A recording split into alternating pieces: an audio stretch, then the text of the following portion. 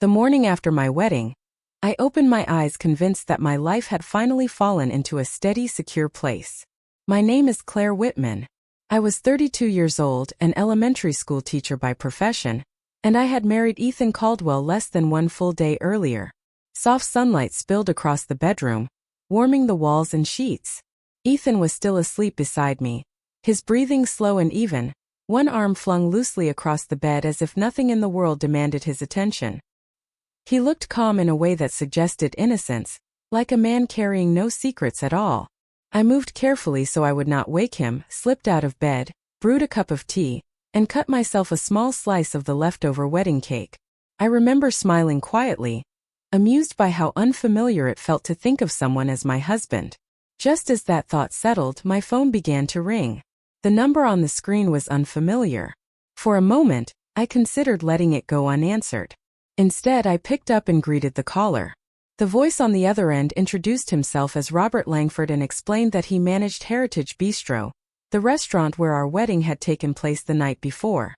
I responded warmly, thanking him again and telling him how flawless everything had been. After a pause that stretched just long enough to make my stomach tighten, his tone shifted. He explained that the reason for his call had nothing to do with compliments. He said they had reviewed the security footage that morning and discovered something connected directly to my wedding. My heart lurched as I asked him what he meant. He told me that it was not something he could explain over the phone and insisted that I come to the restaurant in person that very day. His voice dropped, almost as if he did not want the walls around him to hear. He urged me to come alone and said very clearly that I should not mention a word of this to my husband. Behind me, the sound of running water filled the apartment as the shower turned on. Ethan was awake. In that precise moment, the image of my flawless new marriage fractured beyond repair. Before that call, I was certain I understood exactly who my husband was. Ethan Caldwell had entered my life quietly, without force or drama. We met 6 months earlier in a small bookstore near downtown. I was searching the shelves for a teaching guide for my third-grade classroom. He stood nearby flipping through car magazines, grease still visible beneath his fingernails, wearing a shy smile that seemed genuine. He offered to help me reach a book on the top shelf, and conversation followed naturally. There was no awkwardness, no pretending. It felt like two adults speaking honestly without games or performances. Ethan paid attention when I talked. He remembered the small details. He asked about my students, my parents, the shape of my days. When I stayed late at school grading papers, he showed up with coffee. When I felt exhausted, he noticed. When stress weighed on me, he was suddenly there. After years of living alone, that level of care felt like warmth after a long, unforgiving winter. He never pushed me physically or pressured me into intimacy. Instead, he spoke often about the future, about stability, about wanting something real and lasting. Barely 1 month into dating, he told me he was serious, that he had no interest in wasting time pretending. My parents were cautious. My friends were surprised. 6 months felt rushed to everyone but me. With Ethan, life felt calm and predictable. He rarely drank. He worked hard as a mechanic. He spoke of wanting a simple life, a home, a wife. I trusted him. I believed that sometimes love really does arrive quietly, without chaos or warning signs. I believed I had finally chosen correctly. That belief made everything that followed unbearable.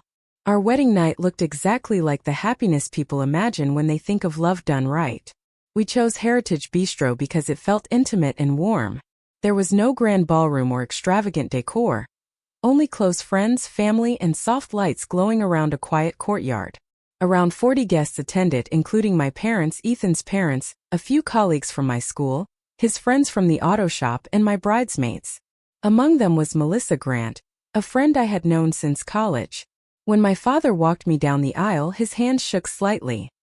He whispered that I looked beautiful and that he was proud of me, and I had to press my lips together to keep from crying. At the front, Ethan stood tall in his navy suit, his eyes fixed on me as if nothing else existed. He smiled like a man completely in love. The ceremony was simple, the vows sincere. When he placed the ring on my finger, he squeezed my hand and told me he would always protect me. During our first dance, he held me close and said he felt like the happiest man alive. Phones were raised, tears were wiped away, and everything felt timeless. Still, there were small moments I chose not to examine too closely. Melissa laughed louder than necessary.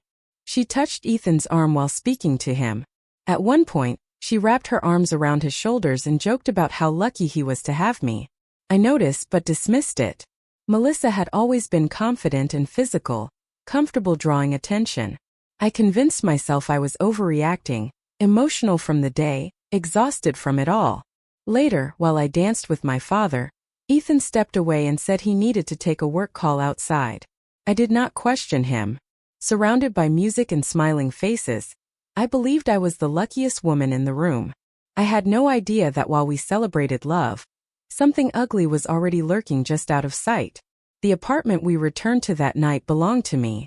It was a modest 2-bedroom condo on the 4th floor of a brick building near downtown. It was nothing luxurious, but it was warm, fully paid for, and filled with memories. I inherited it from my grandmother 3 years earlier. She had spent her life working as a bookkeeper, careful with every dollar she earned. Before she passed, she made me promise never to sell it. She told me that the apartment was my safety, a place that would always protect me no matter what happened. I honored that promise. I renovated slowly, adding wallpaper, simple furniture, and a small kitchen table by the window. It felt like home because it had been built with patience and care. Ethan often said that was what he loved most about it, that it felt honest, real, like a place meant for family. Before we married, he rented a tiny studio far from the city. He explained it was temporary, that he was saving money, that things would improve. When we discussed living together, the choice felt logical. Why continue paying rent when we already had a home? I believed marriage meant sharing everything. Trust, space, life. What I did not understand was that I was not offering love alone. I was offering security. And to the wrong person, security can look exactly like opportunity. I drove to the restaurant with my hands trembling on the steering wheel. Heritage Bistro was closed during the day. The parking lot completely empty. Inside, chairs were stacked. The warmth from the night before replaced by silence and the harsh scent of cleaning supplies. Robert Langford met me at the entrance. He looked worn and far older than he had just hours earlier. In a quiet, steady voice, he told me that I should sit down before seeing what they had found. That was the moment when real fear finally took hold in my chest. He guided me through a narrow hallway that passed the kitchen and ended at a small office tucked away at the back of the building. A desk sat against the wall with a laptop already open. The screen was frozen on a grainy black and white image. Robert Langford paused before speaking, his expression heavy with hesitation. He explained that he had struggled with whether he should contact me at all, but said that if the situation involved his own daughter, he would want someone to tell her the truth. Then he reached forward and pressed play. The footage revealed a storage room lined with shelves and stacked boxes. In the corner stood a small couch. A timestamp glowed on the screen, reading 9:43 in the evening. My thoughts spiraled instantly. That was the exact time I had been on the dance floor with my father. The door in the video opened. Melissa entered first, wearing a tight dress and moving with confidence. She glanced over her shoulder before stepping fully inside. Moments later, Ethan followed her in. My Ethan. He closed the door behind him. The air left my lungs so abruptly it felt like a physical blow. Melissa said something I could not hear yet and placed her hands flat against his chest. Ethan wrapped his arms around her waist without hesitation. They kissed. It was not accidental, not rushed, not a moment of confusion. It was long and intentional, the kind of kiss shared by people who had done this many times before. My ears began to ring as my vision blurred. I wanted to look away, but my body would not obey. They dropped onto the couch together. Melissa passed him a cigarette. They laughed easily, relaxed, comfortable, as though this scene belonged to them. As if I did not exist at all. I murmured that there had to be some kind of misunderstanding, that there must be an explanation. Robert Langford remained silent. Then he reached toward the laptop and gently explained that he was going to turn the sound on. That was the moment my marriage truly collapsed. When their voices filled the room, there was no space left for denial. At first, they spoke quietly, casually, like two people unwinding after a long evening. Melissa laughed and said she thought she had nearly lost her composure watching him dance with me all night. She said pretending to be my friend made her feel sick. Ethan laughed in response and told her to calm down. assuring her that everything was unfolding exactly as planned. Planned. The word echoed relentlessly in my mind. Melissa asked how much longer they had to keep up the act before he finally divorced me. Ethan answered with calm certainty, like someone explaining a simple timeline. He said that first I would sign the condo over to him, adding that he had already begun planting the idea. He spoke about joint ownership, fairness, and marriage, words he knew I believed in deeply. He laughed and described me as trusting, saying I would walk myself into the county office within a few short weeks. My hands clenched until my nails bit into my palms. Melissa asked what would happen after the divorce. Ethan replied that the condo would remain his, that they would sell it, upgrade to something better, and live comfortably on what remained. Then he said the sentence that shattered something fundamental inside me. He remarked that marrying a teacher had been easy, that I was lonely, predictable, and grateful for attention. He called me boring. They laughed together. They spoke about children as if they were an inconvenience. They discussed my life as though it were a problem to be managed. In that moment I understood that none of it had ever been real. Not the bookstore meeting. Not the late-night conversations. Not the vows spoken in front of everyone I loved. I was never his wife. I was his strategy. When the video ended, the office fell silent. I stared at the dark screen as something inside me shifted. The tears dried up. In their place came something colder, sharper, and far more focused. I did not raise my voice. I did not plead. One truth settled in my mind with terrifying clarity. They believed I was weak. And they were completely wrong.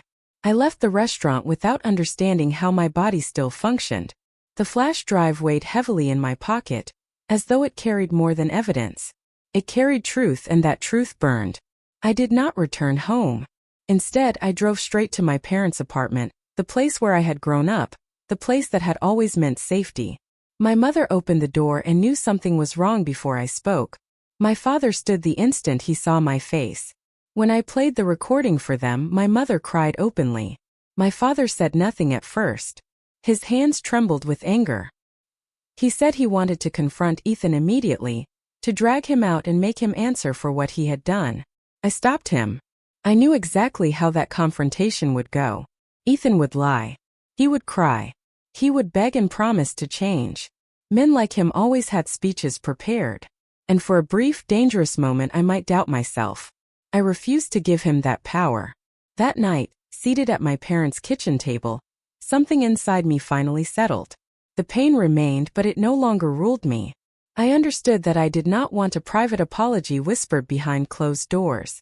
I wanted the truth exposed. I wanted Ethan and Melissa to experience what I had felt, stripped of control, fully seen for who they were. That was when the plan began to take shape. Quietly, carefully. I was finished being underestimated, and I would not remain silent. The idea itself was uncomplicated, which was precisely why it would succeed. Sometimes couples hold a second gathering after a wedding, something relaxed, an evening meant to slow down and enjoy everyone properly. It would not seem unusual. I told Ethan that the wedding night had flown by too quickly, that I wanted to thank everyone properly, that I hoped for one more night surrounded by the people we loved. He agreed instantly, telling me that this was exactly the kind of thoughtful thing I always did. Those words nearly made me laugh. I contacted the restaurant again, and Robert Langford agreed to help without hesitation. He did not ask questions. He already knew everything. We reserved the same room, arranged the same tables, planned a light buffet and drinks. Nothing extravagant, just enough to bring everyone together again. Then I began making the calls. Friends, family, colleagues, Ethan's parents, his friends from the auto shop. Everyone sounded delighted by the invitation. Melissa in particular was thrilled. She joked that I was spoiling everyone and called me the perfect wife. I smiled as she spoke. Ethan suspected nothing at all. He kissed my cheek, spoke casually about weekend plans, and discussed our future as if it were still genuine. I observed him closely during those days, studying how easily the lies flowed, how comfortable he was inside his deception. That was when I understood something critical.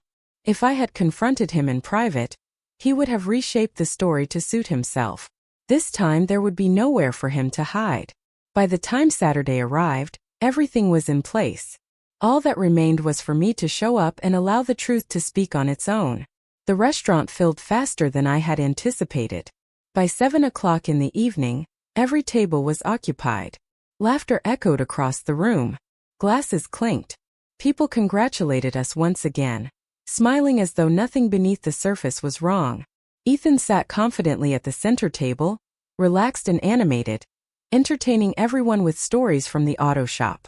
Melissa arrived late, dressed to draw attention, and slid into the seat beside him as though she belonged there.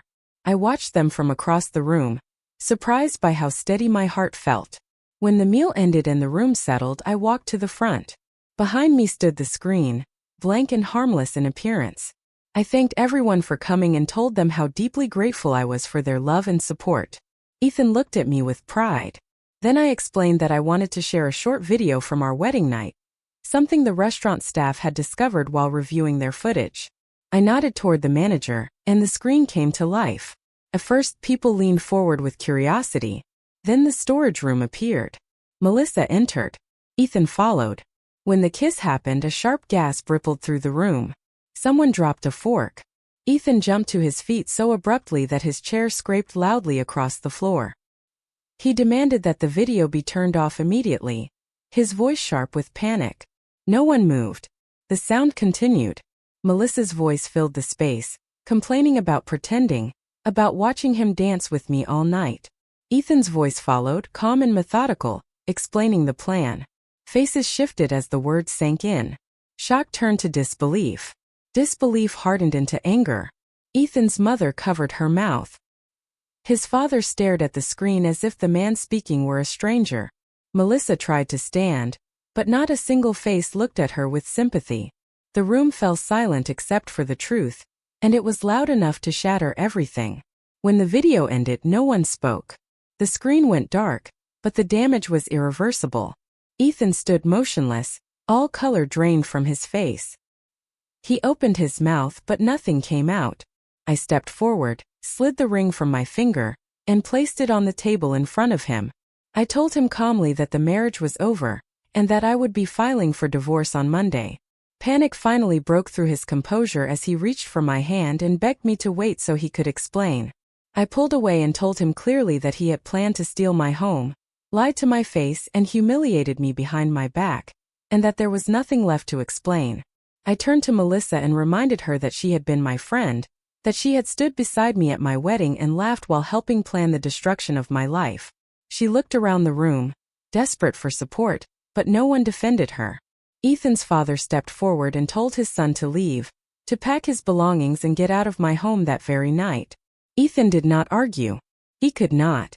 As he walked toward the exit, people stepped aside as if he carried something toxic. I watched him leave and felt something I had not expected. Relief. It was not dramatic or loud. It was clean and final. For the first time in days I could breathe. Ethan was gone before midnight. When I returned to the condo with my parents, his shoes were missing. His clothes were gone. The bathroom shelves were empty. It was unsettling how quickly someone could erase himself from a life he once claimed to want forever. The following days blurred together. I stayed with my parents for a while. They did not press me with questions or advice. They simply stayed close. On Monday morning I returned to work. My students ran toward me as they always did, eager to share drawings and spelling tests. Their voices filled the classroom and grounded me in something honest and real. Life did not stop simply because my marriage had ended. Ethan did not contest the divorce. He signed the papers without protest. The condo remained mine, exactly as it always had been. Friends checked in. Some apologized for missing the warning signs. Others simply listened. At night, the apartment felt too quiet at first. But slowly, that silence stopped feeling lonely and began to feel peaceful. During those weeks, I realized something important. The hardest part was not losing a husband. It was losing the illusion I had trusted. Once that illusion disappeared, everything else felt lighter. Time did not erase what happened, but it changed how it lived inside me. I learned that kindness without boundaries attracts the wrong people. I learned that calm does not equal weakness. And I learned that silence is only powerful when it is chosen. For a long time I believed strength had to be loud, that standing up for yourself required shouting or fighting back. I was wrong. Strength can be quiet. It can be patient. It can wait until the truth has nowhere left to hide. Ethan believed my trust made me easy to use. Melissa believed my kindness made me blind. What they failed to understand was that I was watching, learning, and deciding. I did not need revenge driven by anger. I needed honesty brought into the open. That truth protected my home, my future, and my sense of self.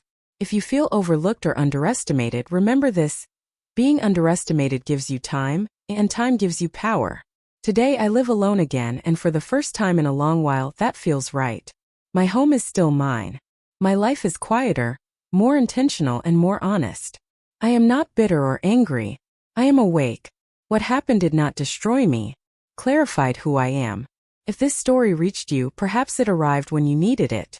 Maybe you are questioning someone, doubting yourself, or standing at the edge of a decision that feels frightening. Trust yourself. Watch actions closely, and never ignore that quiet voice inside you.